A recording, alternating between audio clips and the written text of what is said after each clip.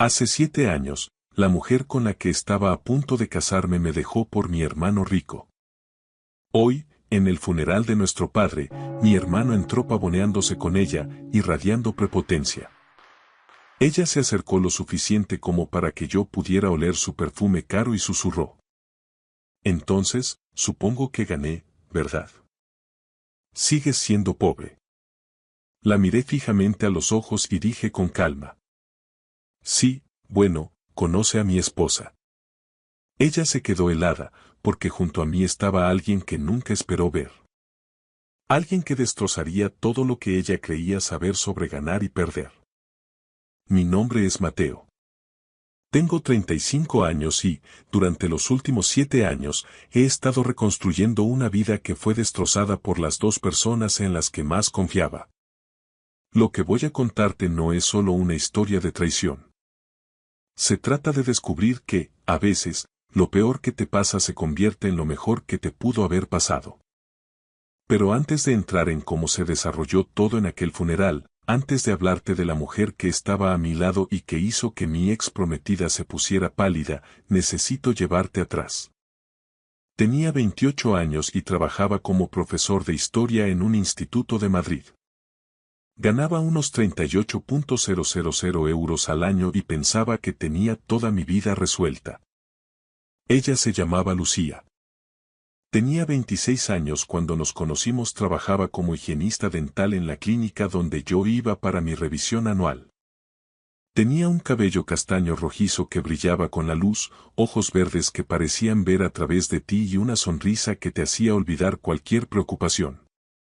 Empezamos a salir después de que reuní el valor para invitarla a salir tras mi tercera cita ese año. Nunca antes había necesitado tanto trabajo dental, pero seguía buscando excusas para volver. Nuestra relación era cómoda. Esa es la palabra que usaría. Cómoda. Cenábamos en cadenas de restaurantes tipo Vips, veíamos Netflix los viernes por la noche y hablábamos de comprar un piso algún día, cuando hubiéramos ahorrado lo suficiente para la entrada. A Lucía le gustaba la idea de la estabilidad. Había crecido en una familia con dificultades económicas y me confesó en nuestra cuarta cita que nunca quería volver a vivir así. Le pedí matrimonio después de 2 años, durante una acampada en los picos de Europa. Nada ostentoso. Solo nosotros dos, una fogata y un anillo para el que estuve ahorrando 6 meses. Me costó 2.500 euros, una fortuna con mi sueldo de profesor. Lloró cuando dijo que sí, y recuerdo haber pensado que era el hombre más afortunado del mundo. Mi hermano Alejandro tenía 32 años en ese momento, 4 años mayor que yo y tan diferente a mí como se puede imaginar. Mientras yo elegí la educación y el propósito sobre el beneficio, Alejandro eligió el dinero por encima de todo. Había fundado una consultoría tecnológica nada más terminar la carrera y, para cuando cumplió los 30, ya facturaba cifras de 7 dígitos anuales. Alejandro vivía en un ático en el centro de Madrid, cerca de la calle Serrano, con ventanales del suelo al techo y vistas a la ciudad. Conducía un Mercedes clase S negro y vestía trajes que costaban más que mi alquiler mensual. Pero así era mi hermano. Nunca estaba satisfecho. Cada logro era solo un peldaño para el siguiente. Cada éxito se medía solo por cuanto más grande podría ser el próximo. Habíamos crecido en la misma casa, compartíamos los mismos padres, pero en algún momento Alejandro decidió que ganar era lo único que importaba. Y ganar, para él, significaba tener más que todos los demás, especialmente más que yo. Nuestro padre, Ricardo, siempre fue más duro conmigo que con Alejandro. Papá era un empresario hecho a sí mismo que había levantado una cadena de ferreterías desde la nada. Nunca entendió por qué elegí la enseñanza en lugar de los negocios. Estás desperdiciando tu potencial, me decía en las cenas de Navidad. Alejandro lo entiende. Entiende que el dinero es la forma de llevar la cuenta en la vida.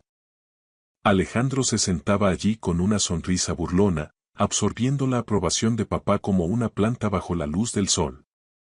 Y yo me sentaba allí bebiendo mi caña, recordándome que había elegido una vida con propósito, que estaba marcando una diferencia en la vida de los chavales, que el dinero no lo era todo. Pero a veces, tarde por la noche, me preguntaba si mi padre tenía razón, si me había equivocado de camino. La cena de compromiso fue donde todo empezó a desmoronarse, aunque no lo vi en ese momento.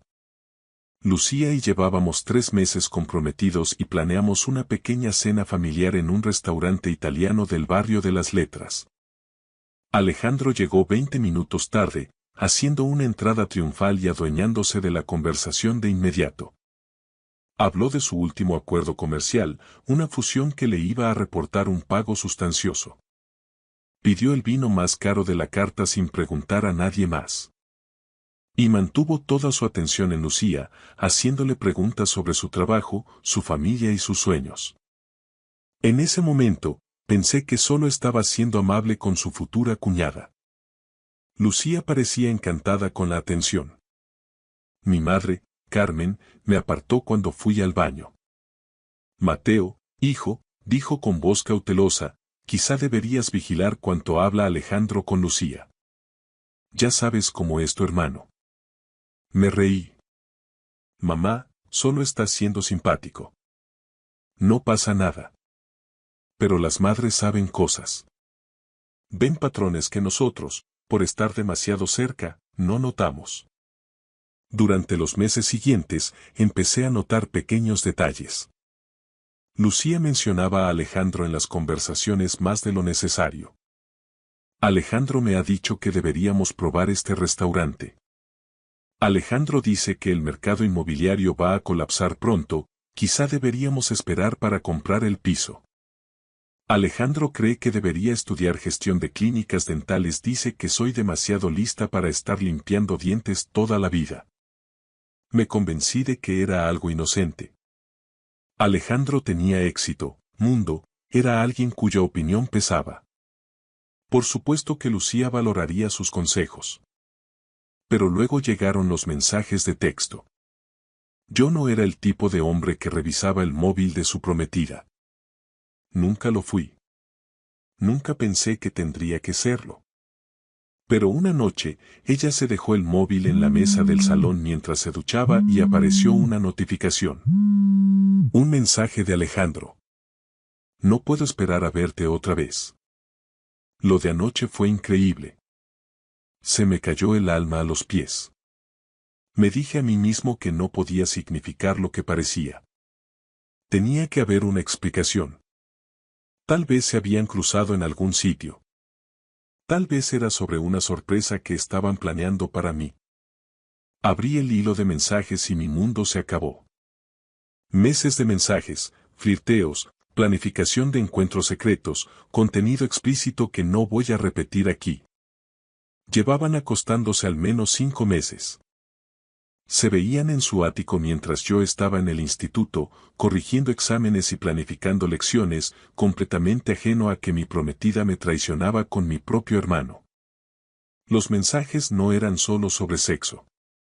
Hablaban de un futuro juntos. Alejandro le decía a Lucía que se merecía algo mejor que un profesor pelado que nunca llegaría a nada. Lucía le decía a Alejandro que había cometido un error al decirme que sí. Que se había conformado con la seguridad en lugar de aspirar al éxito. Un mensaje de Alejandro se me quedó grabado. Mateo siempre ha sido la decepción de la familia. Papá lo sabe. Yo lo sé. Y en el fondo, tú también lo sabes. Te mereces a alguien que pueda darte la vida que quieres, no a alguien que te mantenga atrapada en la mediocridad para siempre. Cuando Lucía salió de la ducha, envuelta en mi toalla, sonriendo como si nada pasara, yo estaba sentado en el sofá con su móvil en la mano. Mateo, ¿qué haces con? Empezó ella. ¿Desde cuándo? Pregunté, con la voz sorprendentemente firme. No sé de qué. No me mientas. Ahora no. ¿Desde cuándo te acuestas con mi hermano? Se quedó allí parada un buen rato, con el agua goteando de su pelo sobre la alfombra. Entonces, algo en su cara cambió. La culpa desapareció, reemplazada por algo más duro. Desafío, tal vez, o el alivio de que el secreto finalmente hubiera salido a la luz. 5 meses, dijo. Desde la fiesta de cumpleaños de tu padre. Ese fue el día en que me tocó ser el conductor designado, cuidando de papá, que había bebido de más, asegurándome de que todos llegaran a casa sanos y salvos. Mientras yo era el hijo responsable, Alejandro había dado su paso. ¿Por qué? Pregunté, aunque ya sabía la respuesta. Lucía se sentó frente a mí, sin molestarse ya en ocultar nada. Porque Alejandro puede darme la vida que quiero. Mateo, estoy harta de hacer presupuestos para todo. Harta de elegir entre comprar ropa nueva o ahorrar para el piso. Harta de planear una boda que no podemos pagar. Alejandro me lleva a restaurantes donde la cuenta es más que tu sueldo semanal. Me compró una pulsera el mes pasado que costó más que tu coche. Pensé que me querías. Te quería, en cierto modo, dijo ella, y por un momento vi algo parecido a la tristeza en sus ojos. Eres bueno. Eres estable. Eres seguro. Pero lo seguro ya no es suficiente, Mateo. Quiero más.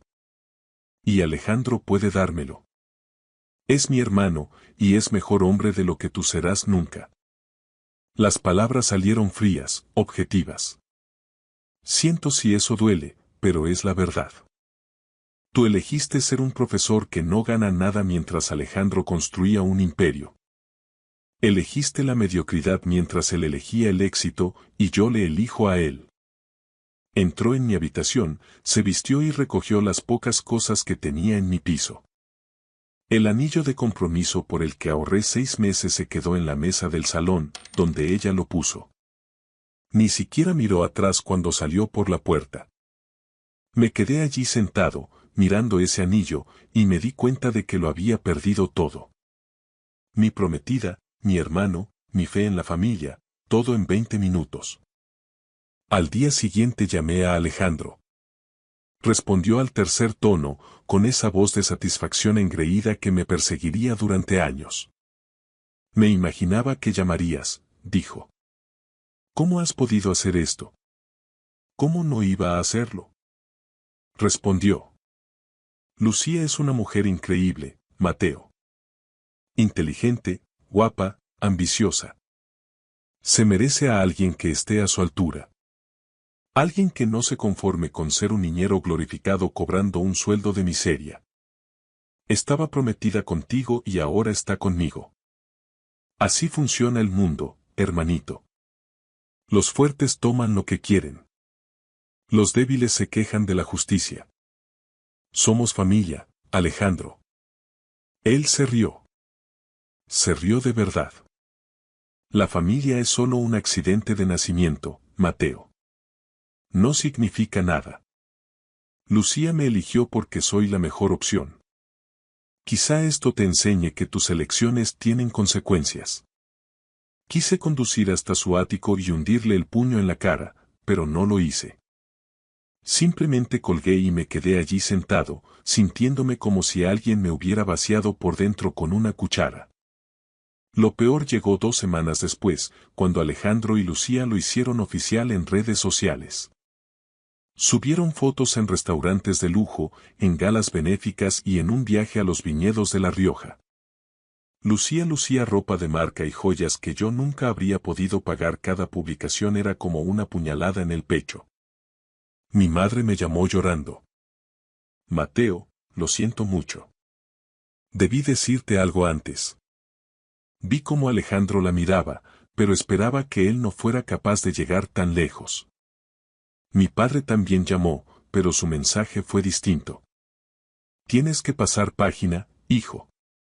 Lucía tomó su decisión. Alejandro tomó la suya. Pelearte por esto no cambiará nada, acéptalo y céntrate en tu propia vida. Ni una disculpa, ni un reconocimiento de que lo que hizo Alejandro estaba mal, solo decepción porque yo no sabía gestionarlo mejor. Fue entonces cuando me di cuenta de que estaba verdaderamente solo. Los siguientes 6 meses fueron los más oscuros de mi vida. Perdí 7 kilos porque no podía comer y apenas dormía un par de horas seguidas. Iba a trabajar con una cara de muerto, moviéndome por inercia en el instituto mientras me sentía vacío por dentro. Mis alumnos lo notaron. Uno de ellos, un chico llamado Hugo, que siempre se sentaba al fondo, se quedó después de clase un día. Señor Mateo, ¿está bien? Parece muy triste. Intenté restarle importancia, pero Hugo insistió. Mi madre dice que cuando pasas por algo difícil, tienes que seguir adelante de todos modos, incluso cuando no quieres. Dice que así es como se ve la valentía. La madre de Hugo era madre soltera y trabajaba en 2 empleos. La había conocido en las reuniones de padres y profesores, había visto el agotamiento en sus ojos, pero también su determinación. Y aquí estaba su hijo, intentando animar a su profesor que se estaba desmoronando. Esa conversación se me quedó grabada. La madre de Hugo no tenía el lujo de rendirse. Yo tampoco.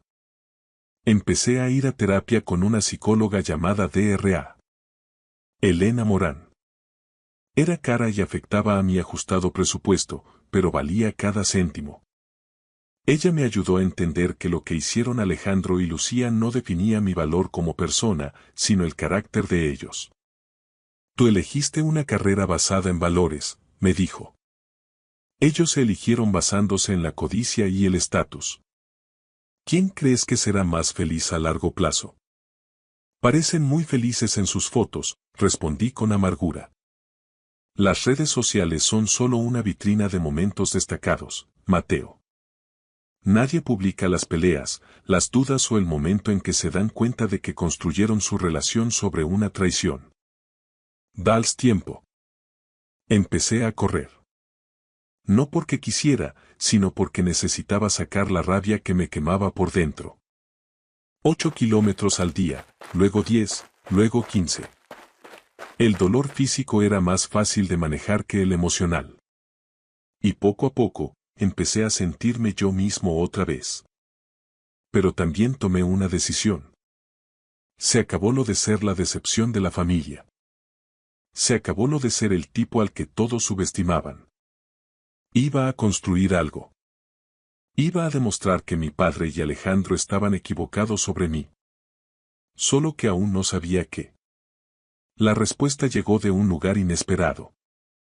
Un compañero, el profesor de informática, Gregorio, mencionó que estaba desarrollando una aplicación educativa en sus ratos libres para ayudar a los alumnos a aprender historia mediante líneas de tiempo interactivas y juegos. El problema, dijo Gregorio mientras comíamos en la cantina, es que sé programar el software, pero no sé lo suficiente sobre el currículo de historia para que sea realmente útil. Cada vez que escribo contenido, parece un artículo aburrido de la Wikipedia. ¿Quieres que te eche una mano? Le ofrecí. Esa charla casual se convirtió en una sociedad. Gregorio y yo pasamos nuestras tardes y fines de semana creando Ruta Histórica, una app que hacía que aprender fuera adictivo para chavales criados con móviles. Invertimos todo lo que teníamos. Dinero, tiempo y esfuerzo. 6 meses después del lanzamiento, teníamos 10.000 descargas. Un año después, 100.000. Los distritos escolares empezaron a contactarnos para comprar licencias para todo el sistema educativo. 2 años después de aquella comida, vendimos Ruta Histórica a una de las mayores editoriales educativas de Europa por 8 millones de euros. Tras impuestos, gastos legales y repartir con Gregorio, me quedé con 3,2 millones de euros netos. Tenía 31 años y, de repente, era rico más allá de lo que jamás imaginé. Pero esto es lo que Alejandro y Lucía nunca entenderían. El dinero no cambió quién era yo. Seguí dando clases un año más porque me encantaba. Me compré una casa modesta, no un ático. Conducía un coche fiable, no un símbolo de estatus, y usé una gran parte de ese dinero para crear un fondo de becas para alumnos de familias con pocos recursos que quisieran ser profesores. No hice alarde de mi riqueza, no publiqué nada en redes y no le envié a Alejandro ningún mensaje para restregárselo. Simplemente viví mi vida con discreción y propósito, intentando superar la traición que casi me destruye.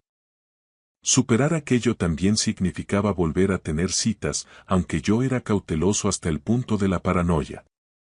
Con cada mujer que conocía, me preguntaba si le interesaba yo o lo que podía ofrecerle.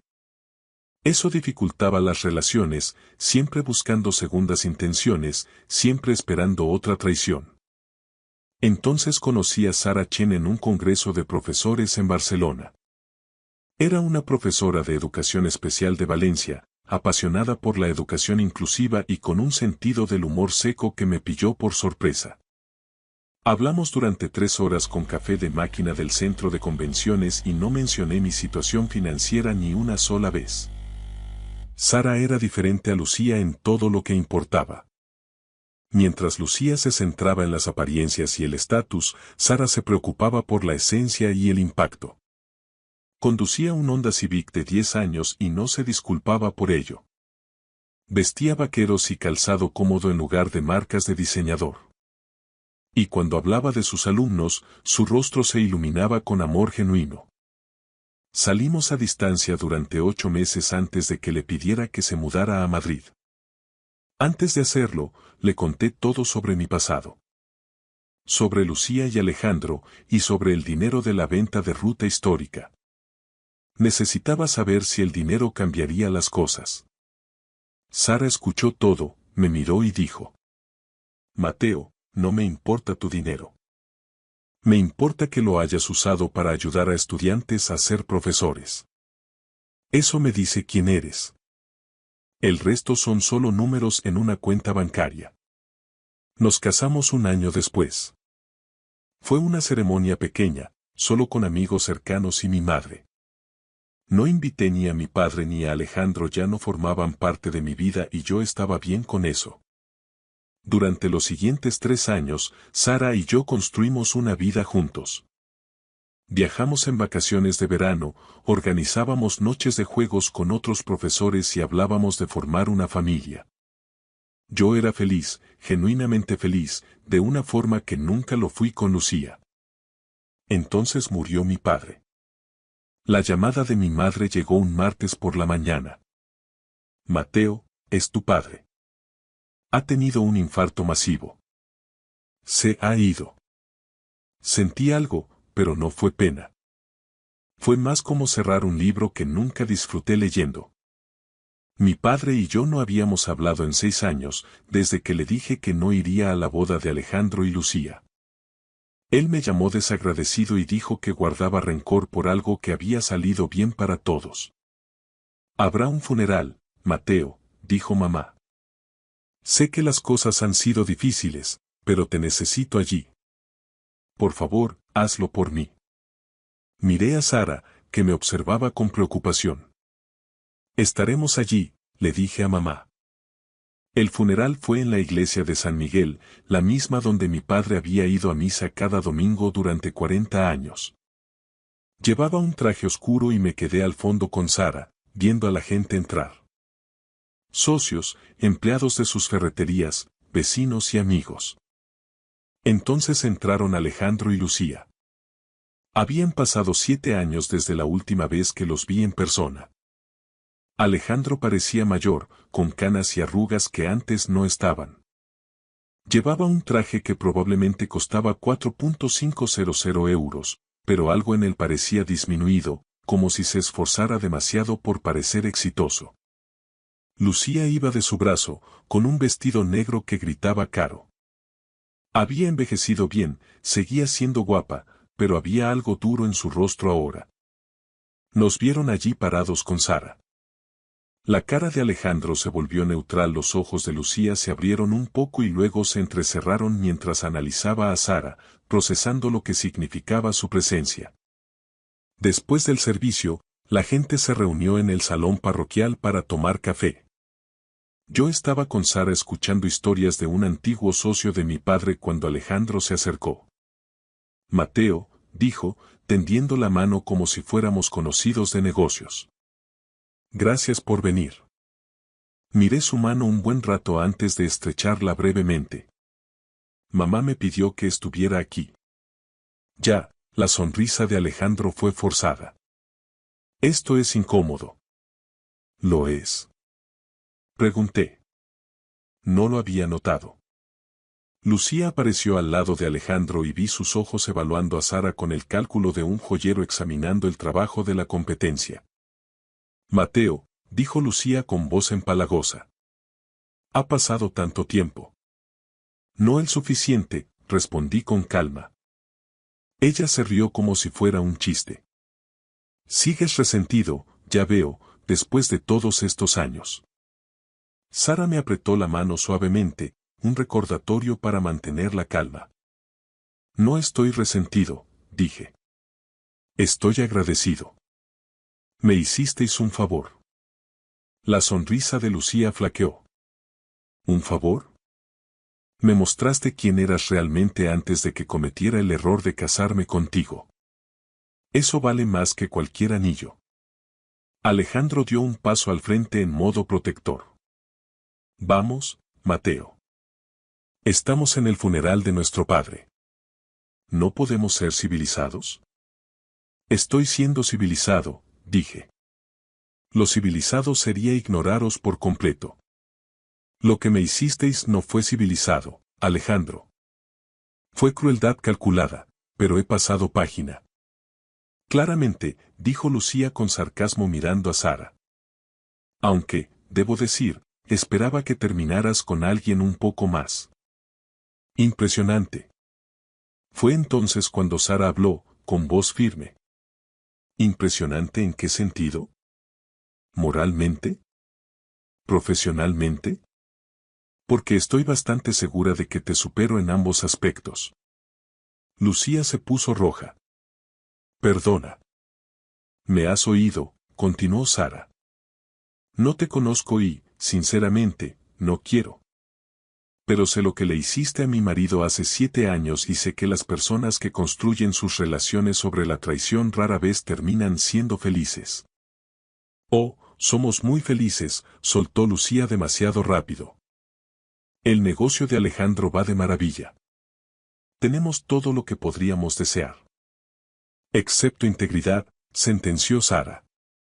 Alejandro tensó la mandíbula. No sabes nada de nosotros. Sé lo suficiente, replicó Sara. Sé que eres el tipo de hombre que roba a su propio hermano. Eso me dice todo lo que necesito saber sobre tu carácter. Fue entonces cuando Lucía se inclinó lo suficiente como para que yo pudiera oler su perfume caro y susurró. Entonces, supongo que gané, ¿verdad? Sigues siendo solo un profesor y nosotros vivimos la vida que tú nunca podrías darle. La miré y vi algo que se me había escapado hace 7 años. Desesperación. Necesitaba que yo creyera que ella había ganado porque, en el fondo, no estaba segura de haberlo hecho. Sí, dije con calma. Bueno, conoce a mi esposa. Lucía se quedó helada, sus ojos iban de Sara a mí, la confusión reemplazando su arrogancia. Mi esposa Sara, continué, que me quiere por quien soy, no por lo que puedo comprarle. Mi esposa, que me eligió cuando pensaba que solo era un profesor con sueldo de profesor. Mi esposa, a la que no le importó cuando le hablé del dinero, porque el dinero nunca fue lo que le importaba. La cara de Alejandro se quedó en blanco. ¿Qué dinero? El dinero de la venta de mi empresa de software educativo hace 3 años, dije. Ya sabes, la que construí desde la nada mientras tú estabas ocupado robándome a mi prometida. La que se vendió por 8 millones. Lucía palideció por completo. Mientes. Ah, sí. Pregúntale a Gregorio o mira las noticias de negocios de hace 3 años. Ruta histórica vendida a una gran editorial. Fue noticia en el sector. Alejandro me miraba como si no me hubiera visto nunca. Vendiste una empresa por 8 millones y no se lo dijiste a nadie. Se lo dije a la gente que importaba, dije apretando la mano de Sara. A la gente de mi vida real. Vosotros dejasteis de ser parte de mi vida el día que me traicionasteis. Lucía parecía haber recibido una bofetada. Pero sigues dando clases. Conduces un Honda. Porque son mis decisiones, dije. Enseño porque me encanta. Conduzco un coche fiable porque no necesito demostrar nada a nadie. Y soy más feliz de lo que jamás he sido. Mientes, repitió Lucía, pero su voz temblaba. Esto es solo un intento patético de sentirte mejor. Sara sacó su móvil, hizo una búsqueda rápida y le mostró el artículo. Mateo y Gregorio, los profesores que crearon Ruta Histórica, venden la app por una suma millonaria. El artículo estimaba el precio entre 8 y 10 millones. La mano de Lucía temblaba al devolver el teléfono. Miró a Alejandro y vi cómo años de dudas cristalizaban en una terrible certeza. ¿Cuánto ganas tú ahora? Le pregunté a Alejandro con tono conversacional. ¿Sigues facturando 7 cifras o el mercado se ha vuelto más difícil? El silencio de Alejandro fue respuesta suficiente. Eso pensaba, dije. Verás, lo malo de montar un negocio de consultoría es que solo vales lo que vale tu último contrato. El sector tecnológico ha sido brutal estos últimos años, ¿verdad? Nos va bien, dijo Alejandro, pero su voz carecía de convicción. Ah, sí. Pregunté. Porque desde donde yo estoy, parece que has estado trabajando mucho más duro por mucho menos dinero. Qué curioso cómo funciona la vida. Lucía miraba ahora a Alejandro con una expresión que yo recordaba bien. Cálculo, reevaluación, la duda de si había elegido bien. La diferencia entre tú y yo, Alejandro, continué, es que yo construí algo que importaba, algo que ayuda a los niños a aprender, algo que nos sobrevivirá a ambos. ¿Tú qué has construido aparte de una reputación por traicionar a tu familia? Esto es ridículo, dijo Alejandro, pero ya se estaba dando la vuelta. Lucía, vámonos. Pero Lucía no se movía. Miraba a Sara, observando su vestido sencillo, su falta de joyas ostentosas y su evidente serenidad. ¿De verdad no te importa el dinero? Le preguntó Lucía a Sara. Ni lo más mínimo, respondió Sara. Me importa que Mateo creara un fondo de becas con una gran parte de ese dinero. Me importa que siga yendo a trabajar cada día porque ama la enseñanza. Me importa que sea amable y honesto y que no mida su valor por su cuenta bancaria. El dinero es solo un extra. Lucía me miró por última vez y vi cómo algo se rompía tras sus ojos. 7 años diciéndose a sí misma que había elegido bien, que había ganado, que dejarme por Alejandro fue la jugada inteligente. Y en una conversación, todo eso se derrumbó. Espero que seas feliz, dijo en voz baja. Y por primera vez, no sonó como un insulto, sonó como una súplica. Lo soy, dije con honestidad. De verdad lo soy. Alejandro agarró del brazo a Lucía y prácticamente la arrastró hacia la salida. Mientras se iban, la oí decirle algo con voz afilada y llena de reproche. Él respondió con enfado y a la defensiva. La fachada de la pareja perfecta se estaba agrietando, y ni siquiera me alegré de verlo. Mi madre apareció a mi lado, habiendo observado todo desde el otro lado de la sala. Eso ha sido intenso, susurró. Han sido 7 años de espera, respondí. Tu padre habría estado orgulloso, dijo mamá. No de Alejandro, sino de ti. Estaba equivocado contigo, Mateo. Creo que lo supo al final, pero era demasiado testarudo para admitirlo. Miré alrededor del salón parroquial a la gente despidiéndose de mi padre y me di cuenta de que yo ya me había despedido hacía años. Cuando él eligió el éxito de Alejandro sobre mi dignidad, cuando dejó claro que el dinero importaba más que el carácter. ¿Estás listo para ir a casa? Preguntó Sara. Más que listo. Mientras caminábamos hacia el coche, pensé en todo lo ocurrido. Hace 7 años, perder a Lucía me pareció el fin del mundo. Ahora comprendía que había sido el principio de algo mejor. Alejandro se llevó a Lucía pensando que ganaba una competición, pero lo único que hizo fue salvarme de un matrimonio que nos habría envenenado lentamente a ambos. Lucía quería a alguien que le comprara cosas, Alejandro quería un trofeo para demostrar su superioridad. Se merecían el uno al otro. Yo encontré a alguien que me veía de verdad y amaba lo que veía. Alguien que me eligió cuando solo era un profesor y no cambió al saber que era rico. Alguien que valoraba lo mismo que yo, que me hacía reír y que me hacía querer ser mejor. Eso no es ganar ni perder, eso es, finalmente, encontrar a la persona adecuada. 6 meses después del funeral, recibí una llamada de mi madre. Mateo, pensé que deberías saberlo. Alejandro y Lucía se están divorciando. Siento oír eso, dije, y lo decía en serio.